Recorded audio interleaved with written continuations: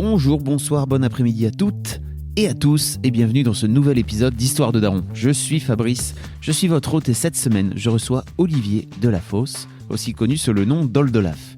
Oldelaf est chanteur et ses chansons sont drôles. Alors pas toujours drôles, parfois mélancoliques, mais il y a toujours cette petite vibe au fond de ses chansons qui le rend à mes yeux attachant. Alors si vous ne le connaissez pas encore, je vous invite vraiment à découvrir son univers, je vous mettrai plein de liens dans les notes du podcast. Dans cet épisode, on parle ensemble de sa famille recomposée, de ses 2 fistons, de son amour d'enfance pour la musique et comment il vit par exemple le fait que ses enfants n'ont pas encore tout à fait trouvé le même intérêt pour la musique. Avant de passer à l'épisode, si vous avez des questions à me poser, je vais bientôt faire un épisode spécial où je réponds à vos questions. J'ai posté une petite image sur Instagram, je vous mets le lien dans les notes. Si vous avez une question, c'est le moment ou jamais. Sinon par email, histoire avec un S, de daron avec un S, @gmail.com, n'hésitez pas. Et si vous aimez Histoire de Daron, surtout n'hésitez pas à vous abonner au podcast. Vous pouvez aussi mettre une note sur iTunes avec 5 étoiles si c'est possible, ou sur vos applis de podcast préférés. Mais aussi vous pouvez poster un commentaire, ça permettra au podcast de gagner en notoriété.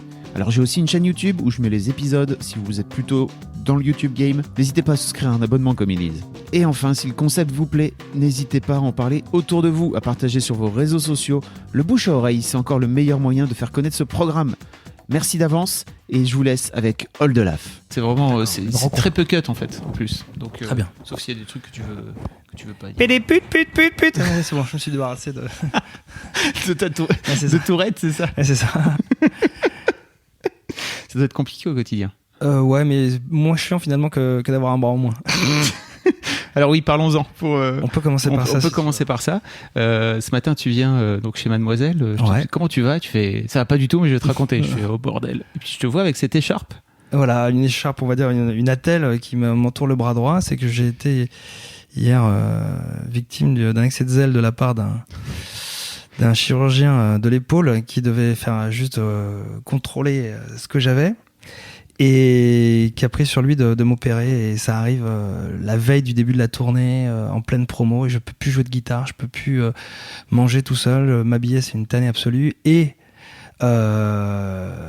donc il y a pour le sujet qui nous intéresse, par exemple, c'est moi qui le matin amène les enfants à l'école en voiture, je ne peux plus conduire, et donc c'est-à-dire que ce truc-là, c'est comme un cauchemar, mais qui impacte non seulement la tournée. Là, on est en train de trouver des solutions pour trouver un guitariste de remplacement, mais pour demain, tu vois. Oui. C'est la science-fiction, vraiment. C'est qu'il y a un set complet d'1h45 où un mec, il va devoir apprendre 20 morceaux, des transitions, on doit lui trouver un personnage, de la mise en scène, tout en 24 heures. Voilà, en 24 heures. Et donc, c'est un cauchemar, mais on va le faire comme on a toujours fait les trucs, mais en revanche, tu vois, ce truc-là impacte aussi ma compagne qui, le matin, je peux pas aider à habiller les mômes, je peux pas aider à leur faire un petit déjeuner, je peux pas aider à les conduire. C'est plus que, voilà, enfin, on a toujours des tâches réparties et on s'organise pas trop mal le matin, et là, c'est une tannée et je me sens comme une merde. Je peux regarder tout le monde en disant je vous aime, voilà. Mais quand tu dis il a pris sur lui, c'est-à-dire qu'à aucun moment il t'a... Jamais j'étais au courant qu'il allait avoir ça, donc il t'a dit qu'il allait t'opérer, quoi. Ouais, enfin je savais qu'il y avait cette intervention qu'on a calée ensemble, mais ça devait être juste un truc, il devait aller voir dans l'épaule avec une caméra, une arthroscopie. Mais si à un moment il m'avait dit que ça allait prendre, mais ne serait-ce que 5 jours, je l'aurais pas fait là, puisque tu pars. Et là c'est un mois d'arrêt total, c'est ça, plus la rééducation, c'est grave en fait, c'est vraiment grave ce qu'il a fait. Voilà. Bon, bref, on va pas parler de ça. Waouh, c'est fou quand même. Bon, en tout cas, je suis très heureux de te recevoir dans l'Histoire de Daron parce que je te suis depuis un petit moment. C'est vrai, et je voudrais que tu arrêtes de me suivre maintenant. Laissez-moi tranquille. Les enfants s'inquiètent de voir tout le temps ce type, ce chauve qui nous suit partout dans la rue. Il faut que tu trouves ton espace à toi, construis-toi de ton côté. Tu peux pas tout baser sur ma vie et sur essayer de prendre ma vie. Ça m'intéresse vraiment, ta vie, elle est passionnante. Oui, c'est vrai. Tu sors la dernière. il y a quelques jours. Il y a une dizaine de jours. Ouais. Ton nouvel album qui s'appelle Goliath. T'es mort de rire. Cette histoire, mais vraiment. Oui, je sens que ça t'atteint. Ça marche. Enfin, ça me scie en fait parce que je suis vraiment complètement en empathie avec toi. Je me dis si la même chose m'arrivait moi demain, qu'est-ce qui se passe? Exactement. Exactement. Je me suis fait le film de. Je n'imagine même pas pour toi le truc avec la tournée derrière. Il faut réaliser ça. Ouais, c'est ça. C'est que hier, c'est un coup de massue qui m'est tombé dessus et en effet parce que cet album est sorti il y a une semaine. Ça peut pas être un pire moment dans ma carrière. En plus, il y a eu un très bon début. Ça marche bien. Voilà, très très encourageant. Et du coup, il y a des promos qui sont en conséquence. Tu vas chez Patrick Sébastien, tu sais. Voilà, chez Nagui. Tu vas y aller avec ton bras en écharpe. Qu'est-ce que tu veux faire? Tu vois, c'est terrible. C'est terrible. Et voilà, mais bon, il y a des choses plus graves, hein, tu vois. Mais on va trouver des solutions. Il y a des gens qui vont me remplacer. Mais le gars, si j'étais boulanger, par exemple, qu'est-ce qui se passerait? Si j'étais chauffeur de taxi ou routier, enfin, tu vois, t'es pas au courant et tu t'organises pour faire un truc comme ça, quoi. Tu dois tu dois te libérer 3 mois de ta vie, sûr, quoi, tu vois. Et c'est pas du tout la période, c'est la pire période en ce moment. On part au taquet, je te dis, demain Toulouse, après-demain Montauban, après-demain Arnage, à côté du Mans. Et c'est la semaine prochaine est encore pire, donc voilà. Waouh! Bon, parlons de ta vie de papa. Ouais. Donc, j'ai plus envie. Je quitte tout. Ouais, c'est ça. Tu me disais tout à l'heure que tu avais 2 enfants et demi, c'est ça? C'est exactement ça. Tu es dans une famille recomposée. J'ai donné 2 fois la petite graine et puis j'ai donné 3 fois mon cœur. Voilà. Oh, c'est trop beau. Ok mec, ce sera le titre de ton histoire de daron. Quand je me suis mis en couple avec ma compagne, elle avait déjà une petite fille de 3 ans. Et donc elle était en train de se séparer avec son papa. Et donc j'ai tout de suite pris un pack famille, moi. Et on n'a pas eu de période d'essai, de période où on a fait des voyages, où on est sortis juste ensemble. On a tout de suite été une famille assez vite. Elles sont venues s'installer à la maison. Donc il a fallu tout de suite trouver des chamboulements, des chambres d'enfants. Et avant même de moi penser à devenir père, j'étais déjà père un petit peu, tu vois. J'étais beau-père et ça se passait très bien avec la petite. Mais voilà, je suis rentré dans le bain direct. En fait, finalement, ça se passait mieux presque avec la petite qu'avec la maman parce que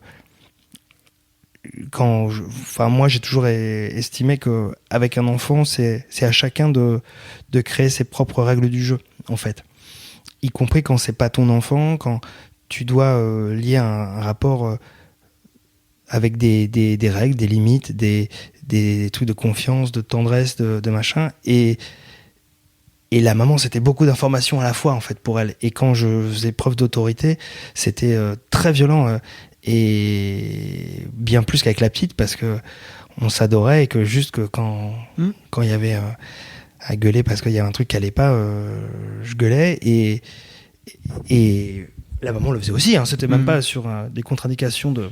C'est juste qu'elle considérait que c'était pas. Mais c'était pas forcément mon rôle et moi je ne pouvais pas prendre le rôle d'homme de la maison et de beau-père sans mettre mes limites à moi, et c'est-à-dire qui n'étaient peut-être pas les mêmes que son père à elle, mais c'était hors de question que je fonctionne comme mec qui est dans la maison, et voilà. Et je sais que pour le coup j'ai toujours une grande expérience des enfants. J'ai moi-même été animateur. T'as fait le BAFA? J'ai le BAFA, voilà. J'ai été longuement animateur. Alors c'était plutôt des mômes un peu plus grands, mais j'ai toujours été attiré par les enfants, je dirais de manière tout à fait légale, et non, mais c'est un univers qui m'a toujours plu parce que c'est un univers que je trouvais vraiment pur finalement. Les enfants, voilà, il y a des règles de jeu simples, mais à partir du moment où tu leur donnes la chose la plus précieuse qui soit, à savoir du temps, ils te renvoient une énergie incroyable, une force de vie. Ouais, j'ai toujours aimé ça, ouais. La beauté de leurs sentiments et de la simplicité des choses, ouais. Et donc tu disais qu'avant même d'avoir envisagé d'être père, t'as d'abord été beau-père, c'est ça? C'est-à-dire que t'avais pas du tout, toi, envisagé l'idée d'avoir des mômes un jour? Ah si, j'avais envie, mais et le fait qu'elle ait déjà un enfant, ma compagne me gênait pas du tout, bien au contraire. Je trouvais ça joli, mignon, et on était déjà une famille en fait. Mais c'est vrai que ça implique qu'on n'a pas eu de vie de jeune couple, tu vois. On était tout de suite dans un mode très concret. Voilà, il y avait de l'école le matin. Et voilà, donc c'est pour ça qu'en fait, quand on a décidé assez vite d'avoir un enfant, et l'arrivée de l'enfant, ça change des choses dans ma tête, parce que celui-là, en effet, c'était le mien, et que j'étais le seul papa et le vrai papa, mais l'organisation de vie, finalement, on se levait déjà le matin pour aller à l'école, c'était pas c'est pas sur l'organisation. C'est vrai que un enfant, ça change incroyablement des choses. Je me rappelle quand j'étais plus jeune, je me rappelle le nombre de fois où j'allais au cinéma par semaine. Je trouvais ça merveilleux d'aller au cinéma. Je faisais beaucoup de ciné tout seul. J'ai arrêté d'aller au cinéma le jour où le premier enfant est arrêté. Et depuis, le dernier film que j'ai dû voir, ça doit être E.T. ou quelque chose comme ça. Non, mais après, quand voilà, mon premier garçon est arrivé, ouais, en plus, je m'en suis pas mal occupé. Au début, j'étais pas du tout dans ma carrière, n'était pas à ce moment-là. À cet endroit-là où je suis maintenant, et j'avais beaucoup plus de temps pour moi, pour écrire, donc je l'ai consacré beaucoup au petit bonhomme. C'était il y a combien de temps? Il a 12 ans. D'accord, ouais. Et donc entre 0 et 1 an et demi, je suis beaucoup resté à la maison, j'ai vraiment des journées entières. Parfois on écrivait avec un pote qui venait, mais on avait le bébé à côté, on avait le petit, on allait faire les courses, le machin, donc il y avait ça. Et puis parce qu'on n'a pas eu de place en crèche tout de suite, on en a trouvé à partir d'un peu plus tard. Et à un moment, j'ai dit stop. J'ai dit ça y est, j'ai dit je peux plus. J'ai arrêté. Je vais craquer. Je suis plus que pour lui. Je peux pas faire ça. Je peux pas être homme au foyer. Et parce que tu bossais de chez toi finalement. Ouais, je faisais quelques concerts de temps en temps le soir, mais il n'y avait pas d'histoire de tournée ou de choses comme ça. On était à l'école de la Fée Monsieur D à ce moment-là, et on jouait principalement en région parisienne. Donc c'était vraiment très, très raisonnable, quoi. Et puis voilà, après, il y en a eu un deuxième qui est arrivé en 2009. Où là, ça commençait à s'accélérer. J'étais déjà dans un mode de tournée un peu différent. Il y avait beaucoup plus de dates. C'était plus rock. Et puis, on est passé de 2009 à 2010. On est passé au mode Oldelaf. 2011, la tristitude. Et là, ça a été... Ça a explosé un peu. Ouais, c'était explosé. Et ça a été d'autant plus dur que les deux premiers enfants, la grande et voilà, Baptiste au milieu, étaient beaucoup plus calmes. Et un peu par la force des choses, parce que Léa, c'était une fille très, très sage, et elle a jamais fait de bêtises, je crois, de sa vie, vraiment. Et Baptiste... Ça va peut-être venir, non? Donc elle a 15 ans maintenant, c'est ça? Elle a 17. Oh, oui. Elle est en train de passer son bac. Oh. C'est incroyable. Ça fout un coup de... Et puis, qu'est-ce que je veux dire? Et Baptiste, lui, il a un petit souci moteur, un petit handicap qui fait qu'il a marché tard, il a toujours pris son temps, donc il va bien, il est dans un niveau scolaire normal, mais il a du mal à se mouvoir ou à parler un petit peu. Donc ça en faisait un enfant finalement assez calme et machin. Et t'es arrivé là-dessus une tornade, une furie, le dernier, qui est un gag et qui fait beaucoup rire tous nos amis, parce que là ça va mieux, on peut avoir vraiment, il a 8 ans maintenant, mais c'est un môme sursensible qu'on a cru être atteint d'hyperactivité médicale. Ça n'a pas été le cas, mais ça a toujours été un gag depuis qu'il était petit. Mais entre 0 et... Qu'est-ce que tu veux dire par gag? Il marchait pas, il escaladait déjà des lits... Des lits superposés, on l'a retrouvé, il a fait des conneries, mais je pourrais faire vraiment un livre juste sur ces conneries. Vraiment, c'est extraordinaire. Il a fait des choses, mais magiques. Mais qui mettait aussi sa vie en danger, apparemment. Ouais, il a réussi, je dis, de passer d'un lit superposé à une étagère, tu sais, qui sont juste fixés par 2 clous, mais invisibles, tu sais, même pas avec des équerres, juste des trucs comme ça. Et il était là, il Une fois, il a mangé le caca de son frère sous mes yeux. Il a fait que je lui lave les dents en hurlant parce que t'as ton fils qui a mangé l'excrément de son frère. Enfin, il y a une espèce de symbolique totalement scatophile qui était dégueulasse. Et Cathy est rentrée à la maison et je gueulais. Et les enfants étaient tous horrifiés. Et il a réussi une fois à acheter un pot de yaourt à l'intérieur des toilettes au moment où la chasse d'eau était tirée, donc il a fallu rechercher le pot de yaourt. Mais là, je te donne que des exemples mais c'est tous les jours. On ne pouvait pas, quand il était petit, on pouvait pas aller aux toilettes. On n'avait pas le temps d'aller faire pipi. Sinon, il y avait une connerie. Il avait une force de détection de l'objet dangereux, mais qui touchait au génie. C'est-à-dire que il détectait. Il regardait une pièce, il scrutait des yeux un coup d'œil et il voyait l'objet dangereux, un vase ou alors une prise de courant ou alors toujours le truc qu'il fallait et c'était terrible et parfois on avait des tactiques comment dire, on a chamboulé notre manière de voir les choses. Par exemple, si on disait tiens là il est en train de déchirer un livre, bon il n'y a pas de danger direct, tu vois. Laissons-le, on sacrifie ce livre. Ok, c'est un dictionnaire de grand-papy, mais on le sacrifie. Alors que s'il était en train de fouiller dans la poubelle, voilà, là c'est plus possible, tu vois. Où il essayait de bouger les chaises parce qu'il avait plein d'astuces pour faire ses conneries. Il bougeait les chaises pour essayer d'aller atteindre l'armoire au couteau fourchette.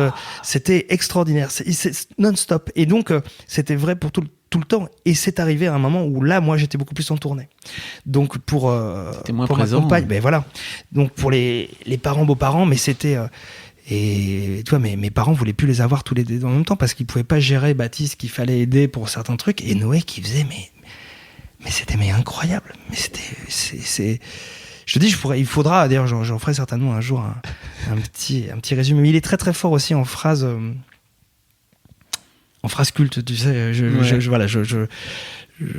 ferai ça un jour, je les poserai toutes, mais je les ai gardées, je les ai écrites. Est-ce que tu en as une petite pour nous, qui te vient à l'esprit? La dernière est très jolie, c'est très très romantique. Il a dit papa, c'est quand la Saint-Valentin des mots pour qu'ils se marient ensemble? J'étais suffoqué c'était tellement romantique cette phrase, c'était tellement jolie. Et qu'est-ce qu'il a sorti? Une vraie belle connerie. Qu'est-ce que j'aurais dû attendre? Papa, est-ce que ça existe les Japonais? Bah oui, au Japon. Mais non, papa, les chiens poney. Ah non. Bon, mais celle-là, c'est pas la plus marquante. Mais il y en a. Il faudrait que je les ai marqués sur l'ordi. Je retrouverai ça à l'occasion.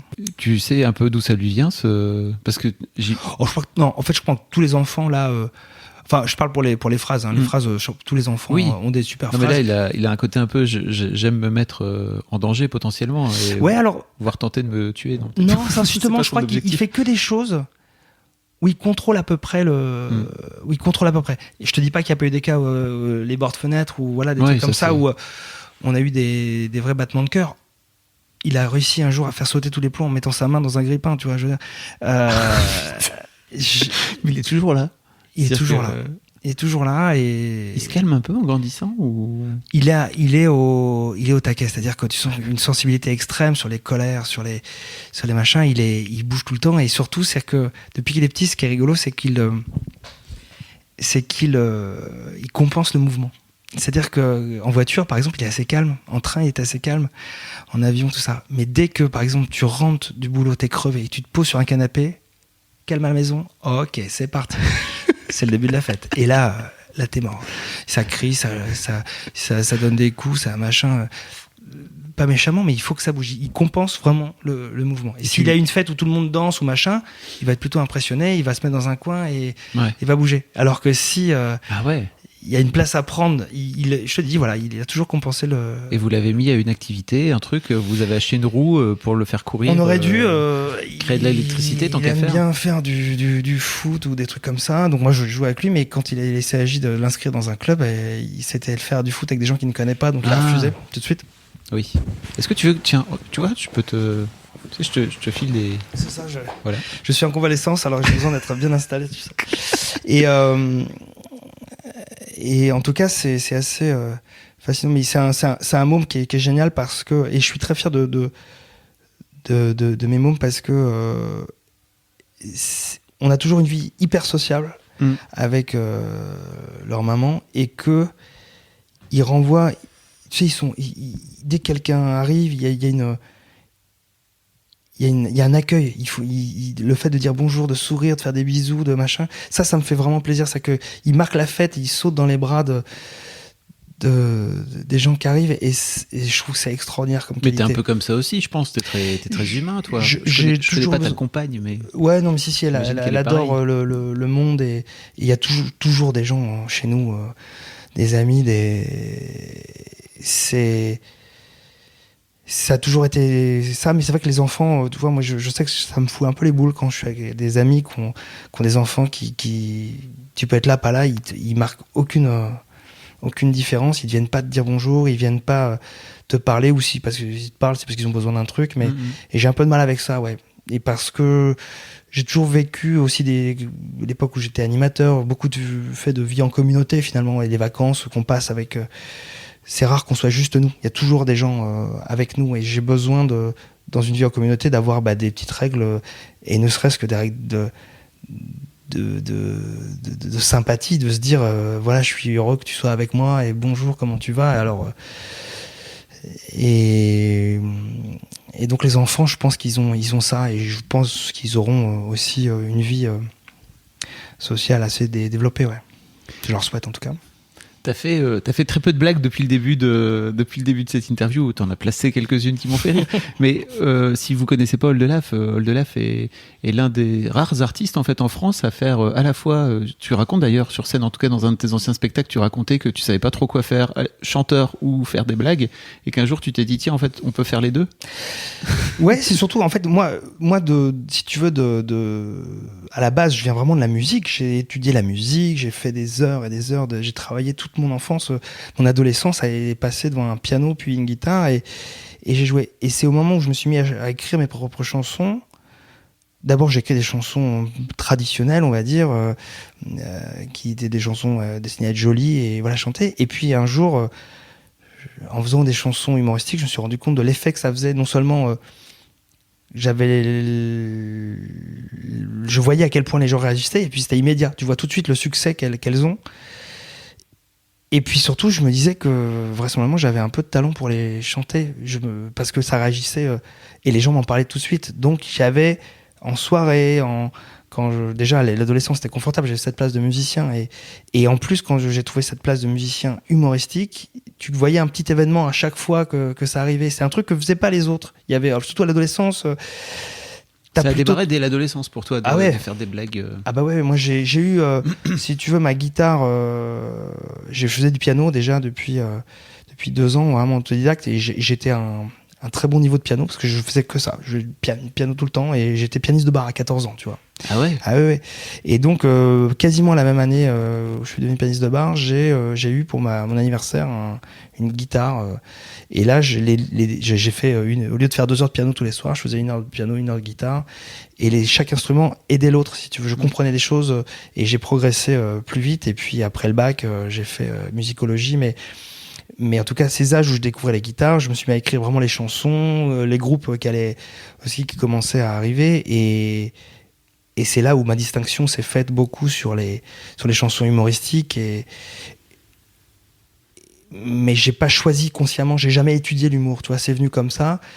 J'ai progressé, je pense, dans ma manière d'écrire l'humour, j'ai grandi évidemment, et surtout j'ai essayé d'en faire un vrai art, parce que la différence avec plusieurs autres, c'est que je pense que c'est un art à part entière, que c'est pas une sous-race de chansons, ou c'est pas une sous-race de forme d'humour. Pour moi, c'est un domaine qui se travaille, qui s'étudie, avec beaucoup de gens pensent que faire de la chanson humoristique, c'est faire tourner les serviettes, ou quand il pète, il trouve son slip, et ça me fait de la peine, parce que il y a toute une gamme de chansons humoristiques. J'en ai exploré plusieurs, j'ai pas fini, je continue.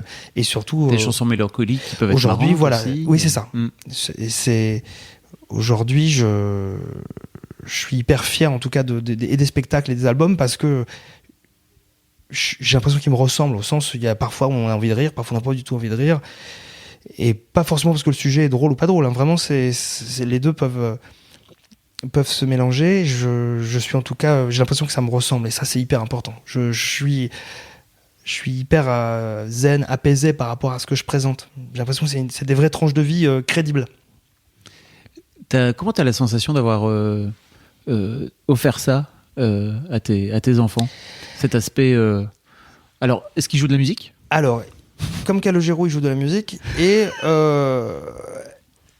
la différence c'est qu'ils respirent pas musique, ils ne font pas l'amour en musique pour l'instant.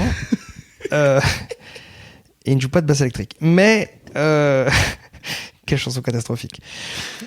Qu'est-ce que les enfants, en fait, je pense que les trois ont un vrai sens de musique, mais je pense qu'ils ne sont pas courageux pour l'instant. La musique ne les transporte pas.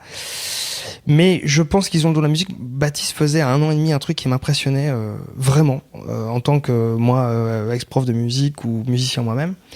C'est que sur la chanson Nathalie, mon amour des JMJ, il ne parlait pas, tu vois. Il était 1 an et demi, il parlait pas du tout.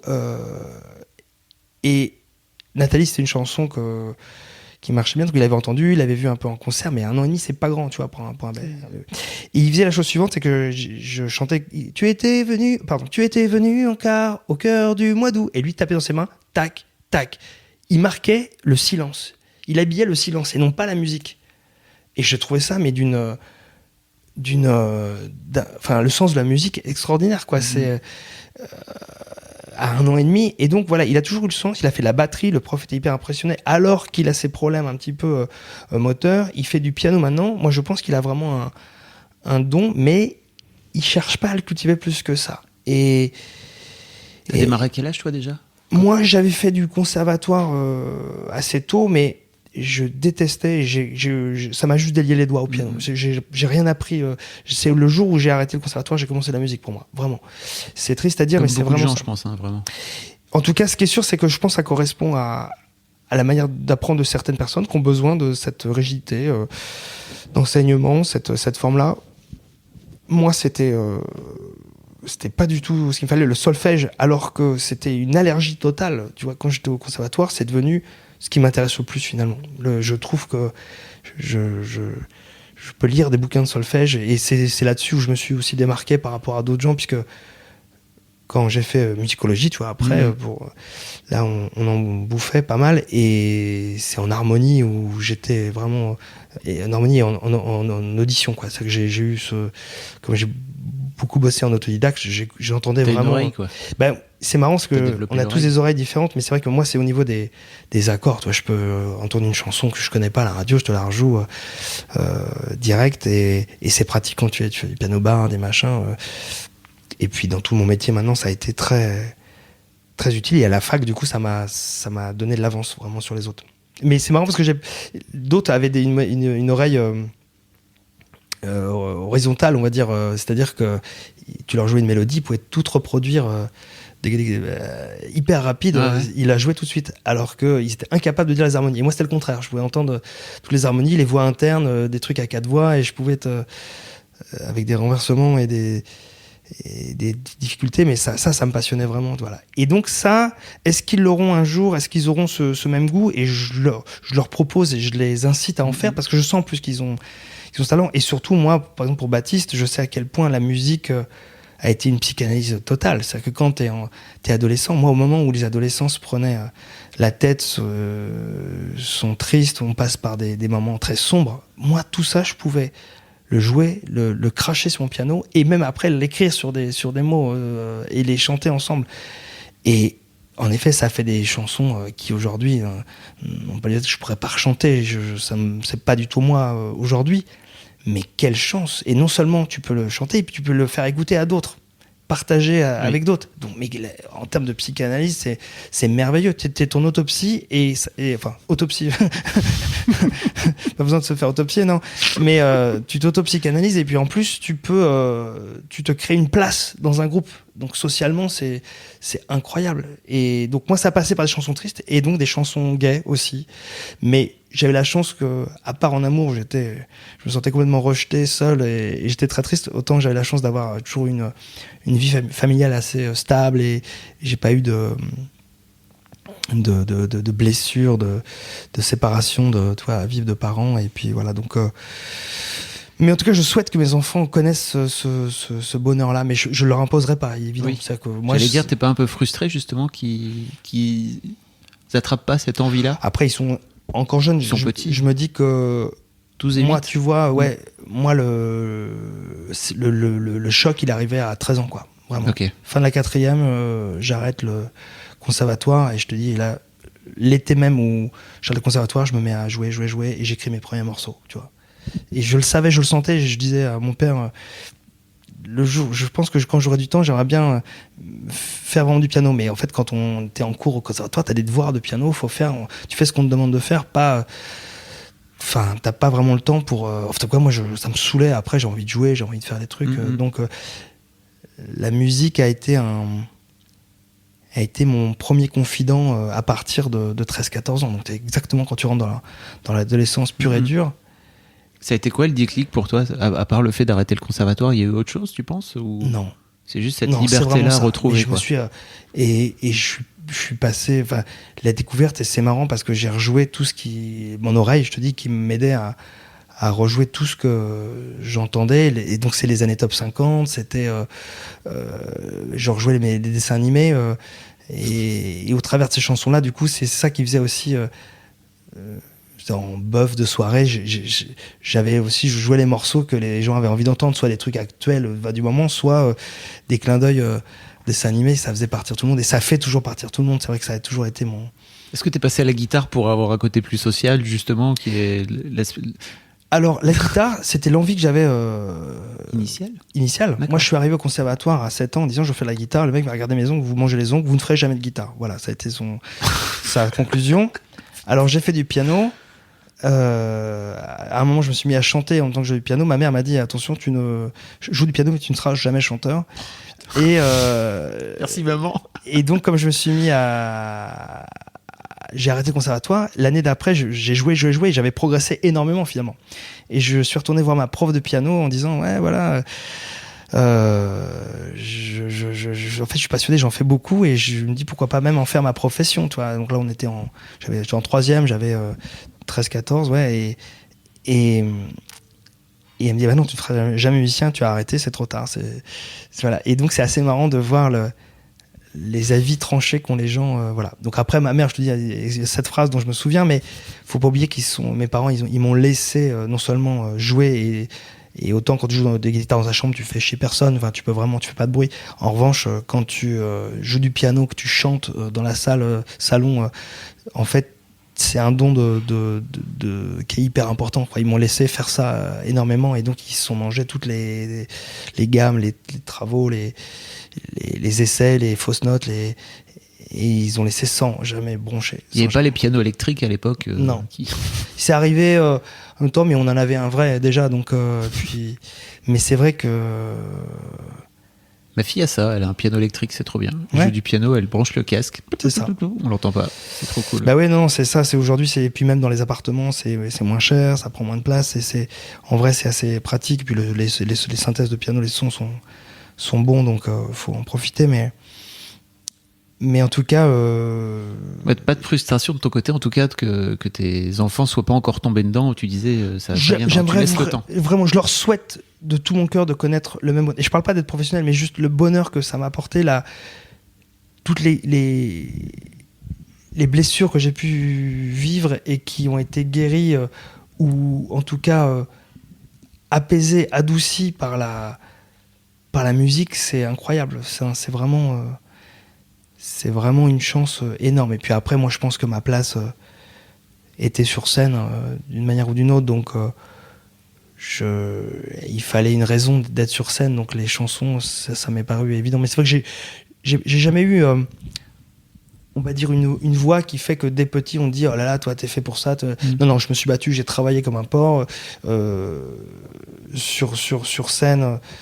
C'est pas du tout seul, sauf à partir du moment où il y a eu vraiment cette histoire d'humour qui est venue et tout de suite je voyais la réaction où il se passait quelque chose. Donc je suis très content d'avoir trouvé ma place. Je l'ai pas calculé, je l'ai pas choisi, mais j'ai accepté, tu vois, ce truc et donc développé, travaillé maintenant et je suis un des fers de lance, je pense, en chanson humoristique, mais c'est vrai que c'est pas arrivé comme ça d'un claquement de doigts. Ouais. Et ton petit, tu le mets pas à la batterie, par exemple, histoire de le... Eh ben écoute, on lui propose plein de trucs, il refuse vraiment, il est vraiment revêche. Il ne veut pas aller vers les choses qu'il connaît pas. Il a peur une énorme peur de l'inconnu en fait. Et donc là, il fait un peu de piano. Ça le défoule pas. Il va essayer de jouer les morceaux à fond avant de les avoir travaillés, donc ça bloque un peu. Là, sa prof a beaucoup de patience. Évidemment, je paye une prof parce que je sais que si c'est moi qui le faisais, ça se passerait pas bien du tout. Ah, tu t'y arriverais pas? Non. J'ai essayé avec tous les membres de la famille, même ma compagne a essayé à un moment, mais c'est pas possible en fait. Mais surtout, c'est que moi, quand j'étais prof particulier, je défendais la méthode de dire un prof, c'est juste là, il est là pour recadrer le travail d'un élève, mais le vrai travail, c'est ce qu'on fait chacun pour soi. Il y a des gens qui pensent peut-être que c'est en prenant les cours, tu vas apprendre en faisant une demi-heure avec un prof par semaine. Non, ça n'existe pas, ça. C'est les heures et les heures que tu vas passer, toi, sur l'instrument, à comprendre et à avancer. Mais un prof, il peut dire attention, tu mets mal ta main, attention, tu te plantes, c'est pas cette note-là ou machin, mais le travail, il faut que les gens soient hyper motivés par ça. Donc là, pour l'instant, chez moi, je lis un peu de paresse de la part de tout le monde, d'oubli. Tu vois, ils sont pas. Moi, le piano, c'était au-dessus de tout. C'est que je me relevais la nuit pour en faire ou pour réveiller tout le monde dans la baraque. Ouais, alors piano peut-être pas, mais dès que j'avais un moment de libre, j'étais dessus et ça. C'était une fois en soi, quand on partait en vacances et que je n'en avais pas, c'était un manque total. Et je rentrais, je jouais mais toute une journée, je faisais que ça, quoi, tu vois. Et voilà. Donc il n'y a pas encore cette envie, ce besoin de leur part. Et peut-être que ça viendra jamais d'ailleurs. T'as sorti, donc, juste avant Goliath, un album pour enfants. Oui. Qui s'appelait Joyeux anniversaire. Happy Birthday. Ça te vient d'où en fait l'idée d'aller vers la chanson pour enfants? En fait, j'avais découvert ça en 2008 où j'avais sorti mon premier album de chansons pour enfants avec Bête et Méchant, qui avait été une assez belle réussite parce que j'avais été récompensé par l'Académie Charles Cros, donc j'étais très fier de ça. Qu'est-ce que c'est exactement? L'Académie Charles Cros, c'est, on va dire, c'est un peu une forme de collège d'experts de la chanson, de passionnés qui remettent des prix vraiment quant à la facture d'albums, des chansons. Donc c'est pas les victoires de la musique, ça rapporte pas grand chose si ce n'est une vraie reconnaissance du milieu et un vrai label de qualité. Ouais, exactement, ouais. Et j'étais très fier de ça. Et puis ce qui était intéressant dans cette démarche, c'est que c'est arrivé à un moment où moi ça a été mon premier c'est la première fois que je refaisais de la chanson mixte, c'est-à-dire qu'il y avait des chansons sérieuses et des chansons marrantes dessus. C'était un conte musical, le premier, donc Bête et Méchant, qui avait été une commande des éditions Milan, qui voulait proposer des artistes de chansons françaises de notoriété intermédiaire, quoi. Donc pas des débutants, des pros, mais qui n'étaient pas non plus des têtes d'affiche, de faire ça. Et moi, c'est arrivé un moment où le deuxième Monsieur D venait nous annoncer qu'il arrêtait. J'ai écrit donc le conte musical, tout l'album, écrit, enregistré en 2 mois. Ah oui. Rapide. Non, ouais, 3 mois. Enfin, rapide quand même. Ouais, totalement, voilà. Et c'est ça, je m'y mets mi-mai. Et je le rends mi-juillet, ouais. Donc c'est 2 mois en fait. Et ça a été, j'ai craché tout. Et je pense que c'était une vraie réussite. Il y a eu des petites maladresses d'enregistrement, ça et là, tu vois, c'est pas parfait, mais l'énergie du disque je pense vraiment est une bonne énergie. Donc on l'a laissé un moment, il est sorti, mais on l'a tourné, on s'est mis à le tourner en 2011, tu vois. Ah oui, ok. Donc vraiment des années après, parce que j'avais pas le temps à ce moment-là de le faire, j'avais pas forcément l'envie, et puis il y a eu beaucoup de demandes, parce que quand tu fais la chanson pour enfants, ceux qui s'y sont essayés à côté, tu vois le succès d'Aldebert, et succès ô combien mérité, mais c'est pas le seul. Moi, dans les gens qui étaient dans la même collection que moi, et on peut citer des gens comme Pascal Parisot, il y avait David Cyr, tu vois, qui venait de la chanson classique pour adultes, ouais. Et qui ont essayé ça et qui en ont fait leur spécialité. Aujourd'hui, Aldebert, c'est un empereur, tu vois, il fait tourner des zéniths. Et c'est magnifique. Pascal Parisot, pareil, et donc c'est lui qui a réalisé d'ailleurs mon dernier album, Pascal Parisot, Happy Birthday, avec sa patte, son humour, sa touche. Et moi, j'adore. Mais c'est vrai que ce sont des gens qui se sont spécialisés. Moi, je ne voulais pas T'enfermer là-dedans, entre guillemets, c'est Non, ça? exactement, ouais. Ça me faisait peur. Parce que j'aime le côté... j'aime être un petit peu borderline, tu vois. Et j'aime pouvoir sortir des conneries. Et si je fais un concert pour enfants où mon but c'est de faire marrer que les parents des enfants, je suis pas à ma place, tu vois ce que je veux dire. Donc j'essaie de faire des albums pour la famille où chacun y trouve son compte. Et il y a vraiment plusieurs lectures et les enfants comprendront Comme les des vannes. Pixar ou les, Oui. ou les Astérix. Ouais, ou c'est ça. les trucs. Je pense que les enfants comprendront certaines des références plus tard, et c'est tant mieux. Hein, comme qu'est-ce que t'es content quand tu redécouvres un gag d'Astérix des années plus tard. Ouais, je suis d'accord. Oh, je l'avais pas vu. C'est vrai pour certaines chansons de Renaud aussi. Tu sais, t'as des vannes qui viennent longtemps après, et voilà. Donc j'essaie de construire un album comme ça pour la famille, c'était une demande, mais là où ils sont forts les enfants, et c'est vrai pour les miens comme pour les autres, c'est-à-dire que le but de la collection, c'était vraiment de faire de dépoussiérer la chanson pour enfants, puisque d'amener des méthodes, des discours et des manières de faire des chansons qui venaient plutôt de la chanson pour adultes, pour que ça plaise à tout le monde. Mais un enfant, en fait, comme il est complètement obsédé et totalement monomaniaque, ils écoutent les albums 500 fois de suite.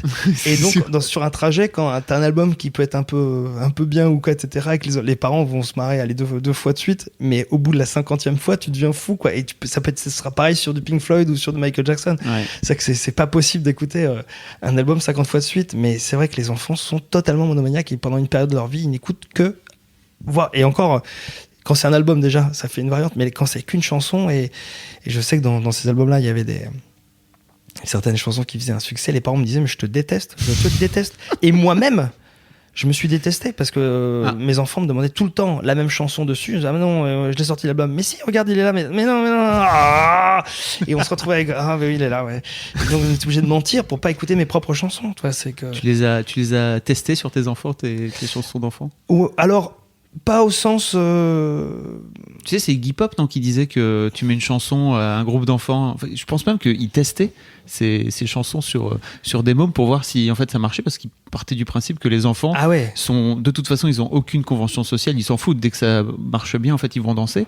Et à chaque fois que les mômes dansaient, ils disaient OK, alors non, je savais pas ça. Non, j'avais entendu cette anecdote, ouais. Non, je sais que Jean-Luc Clavet fait ça aussi.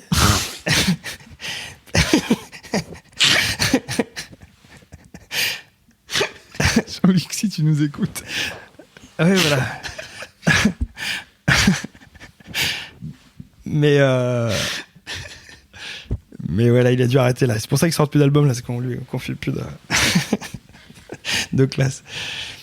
Donc, reprends ton souffle. Oui. Ah non.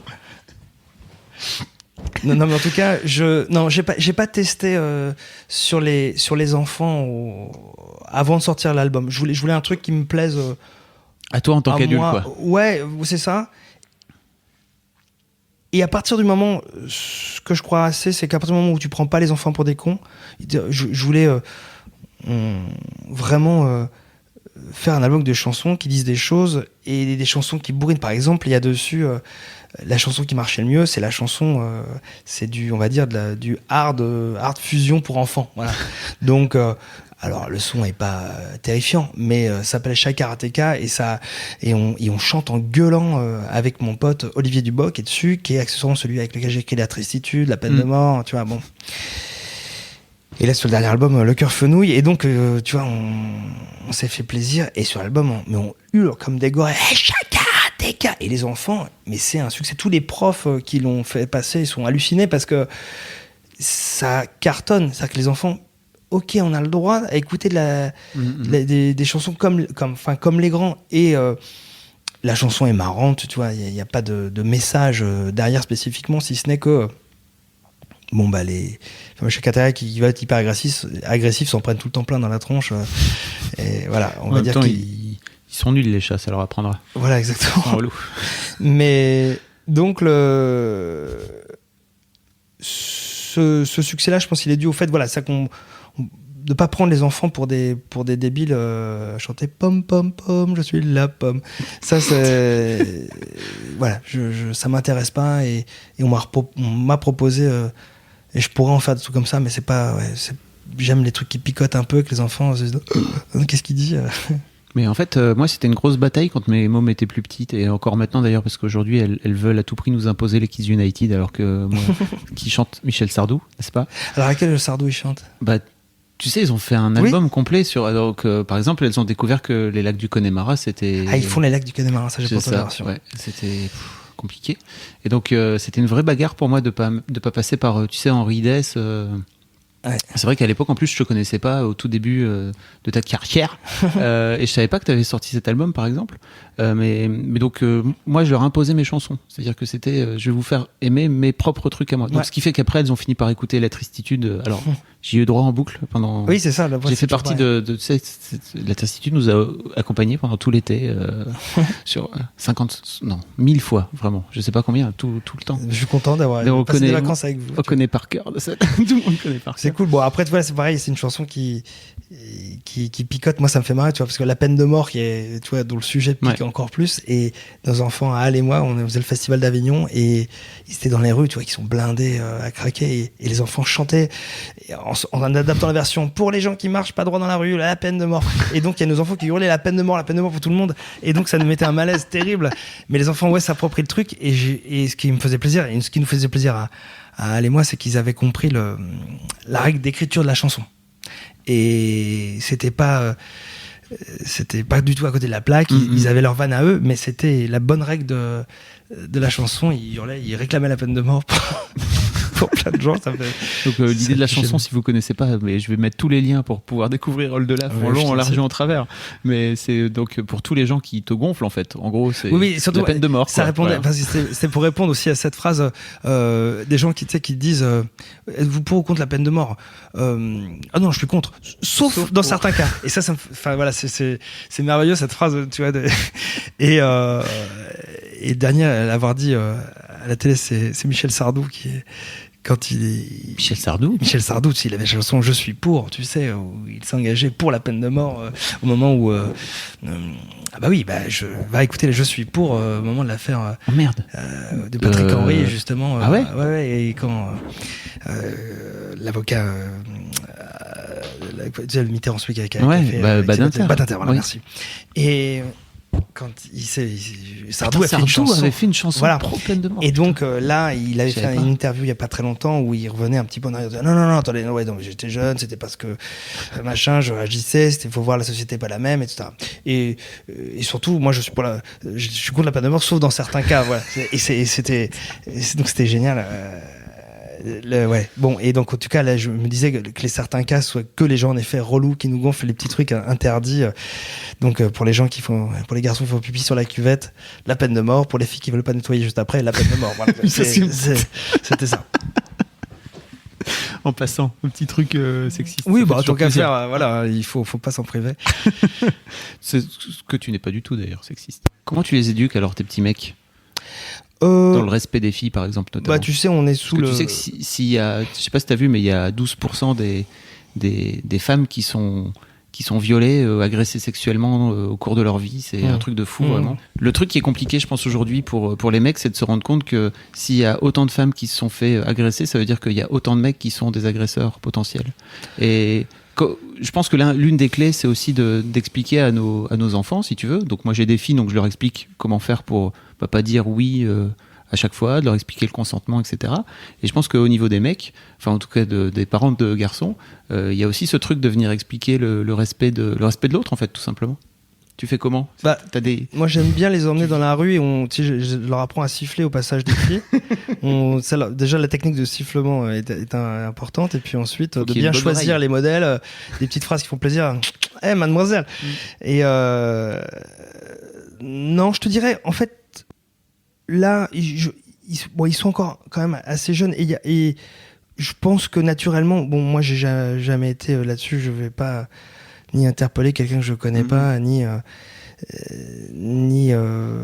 toute façon à la maison au niveau de la répartition des tâches, c'est clairement il n'y a pas de les enfants te voient en train de c'est moi qui fais la cuisine quand je suis là, sauf quand j'ai le bras en écharpe, mais il n'y a pas de, je me fais pas servir, tu vois, à mon grand regret, hein, j'ai jamais réussi à installer ça à la maison. Tu vois, je trouve ça dramatique. Je suis malheureusement tombé une génération trop tard. Voilà, j'aurais bien voulu être l'homme. Ton père, il se faisait servir. En fait, je crois que il était mon père, maman fait tout et ça ne, c'est pareil chez mes beaux-parents, hein, tu vois. Ça choque pas si ce n'est qu'on voit le passage des générations. C'est-à-dire qu'en effet, c'est pas comme ça chez nous et que mais ça m'a jamais choqué parce que j'ai vu mon père travailler comme un damné. Il était prof de maths. Je l'ai vu passer des week-ends, des vacances complètes à travailler, corriger des copies, préparer des machins. Il a jamais arrêté. Et quand il avait du temps libre, il le passait à bricoler et faire tout pour que la maison aille mieux, tu vois. Donc, pour moi, il réparait la voiture, il repeignait, tu vois, j'ai jamais vu mon père assis à regarder la télé autrement que le soir pour se poser, quoi. Donc, tu vois, c'est ça pour moi qui compte. Et quand je te dis,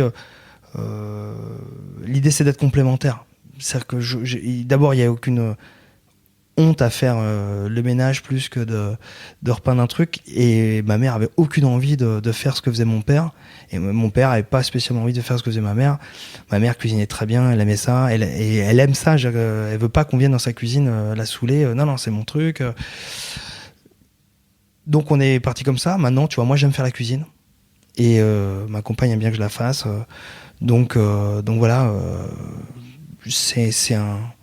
je pense que savoir échanger, il faut voir ce qu'on fait. Il y a de plus en plus de nanettes, en effet, par contre, qui se permettent de dire j'aime pas cuisiner, j'ai pas envie de cuisiner, c'est pas mon rôle, et en effet, c'est pas le leur spécifiquement. Elles ont un boulot à gérer, elles rentrent crevées du boulot, et voilà. Maintenant, je pense qu'on a des réflexes plus de naturellement. Je pense qu'il y a plus de nanettes qui sont choquées quand elles voient une maison en bordel qu'un homme, et naturellement elles vont plus avoir tendance à le faire et en râlant peut-être en disant non, tu pourrais ranger machin, mais un mec ne verra même pas peut-être le bordel qui est présent. Je dis bien peut-être, hein, c'est une théorie peut-être très fumeuse, donc c'est juste après des histoires c'est des habitudes d'éducation aussi, c'est-à-dire que quand on t'a habitué à... Oui, peut-être, quand t'es une fille, on t'habitue plutôt à ranger, tu vois. Cela dit, non, regarde les il y a garçons... Il y a des garçons très, très méticuleux aussi. Oui, oui, tout à fait, ouais. Oui, mais qui aiment d'autres garçons. Ah, putain. Olivier, s'il te plaît. Ah mais si, c'est super, je trouve. Si on peut pas avoir de blagues et sexiste et homophobe, bah moi j'arrête tes émissions. Tu t'en vas, tu viens plus jamais. Et c'est ça. Non, évidemment, c'est une blague, mais... Merci beaucoup, Olivier, c'était trop cool, Hall de Laf. Eh ben merci. Un grand merci d'avoir... En plus, c'était à l'arrache, hein, je l'explique là comme ça, mais t'étais pas du tout au courant de ce qu'on venait raconter. Il s'est passé beaucoup de choses dans ma vie depuis hier. Depuis hier, il m'arrive beaucoup de trucs à l'arrache. Ouais. En tout cas, un grand merci pour ton honnêteté et pour cette humanité que tu dégages là. On sent vraiment beaucoup d'amour vis-à-vis de tes enfants, c'est trop bien. Ben, je l'espère. Je vais mettre plein de liens. Vous pourrez découvrir, si vous connaissez pas Hall de Laf. Je sais qu'il y a des gens qui ont découvert Ben Mazué à travers le premier podcast, donc j'espère que vous pourrez découvrir Hall de Laf. C'est vraiment trop chouette ce qu'il fait. Et puis merci pour ces mots, Fabrice. Avec grand plaisir. Je te dis, accompagné pendant des étés. C'est ça. Et puis là, je vais avoir droit aussi cet été. Je le sens. Bon, cool. Bah oui, avec 2 disques qui sont arrivés cette année. Exactement. Un grand merci, à bientôt. Merci beaucoup. Salut. Merci beaucoup d'avoir écouté jusqu'au bout. Alors si vous avez une histoire de daron ou quelque chose qui fait de vous un daron un peu à part, surtout vous n'hésitez pas, vous m'écrivez sur cet email, histoire avec un S, de daron avec un S, @gmail.com. Je ferai en sorte de vous répondre. Ne vous impatientez pas, si vous ne recevez pas de réponse tout de suite, je reçois beaucoup de mails et je fais en sorte de traiter les priorités dans l'ordre. Enfin, je vous rappelle que notre rendez-vous, c'est le 1er et le 3e lundi de chaque mois. Donc le prochain épisode, c'est le 2 avril 2018. Je vous dis à très bientôt et salut et une belle vie à vous. Ciao!